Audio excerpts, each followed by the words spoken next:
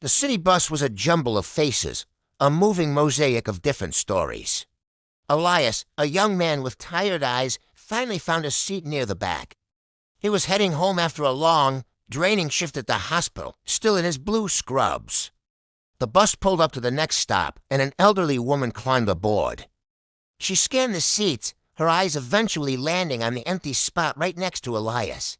But instead of sitting down, she pulled her bag closer, a frown creasing her face. She chose to stand, swaying with the bus's jolts, even with an open seat right there. Elias felt that familiar. Sharp sting. He'd seen that look 100 times before, a silent judgment. A conclusion drawn from nothing more than the color of his skin. He turned his head and stared out the window, trying to will away the heavy silence that had settled between them. Suddenly, the driver slammed on the brakes, the bus screeched to a halt, and the woman lost her balance. Tumbling hard to the floor, she gasped in pain, clutching her arm as the contents of her bag scattered across the aisle.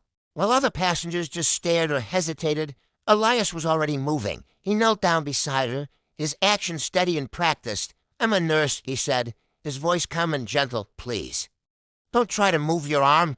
I think it might be fractured." He carefully took off his jacket, fashioning it into a makeshift sling to support her arm. He spoke to her in a low, reassuring tone, keeping her from panicking while they waited for help to arrive. The woman watched his hands, the very same hands she had been so wary of just moments before, as they worked with such skill and kindness to ease her pain. When the paramedics arrived and carefully lifted her onto a stretcher, she reached out and grabbed Elias's hand. Her eyes were filled with tears, not just from the pain, but from a deep, sudden shame.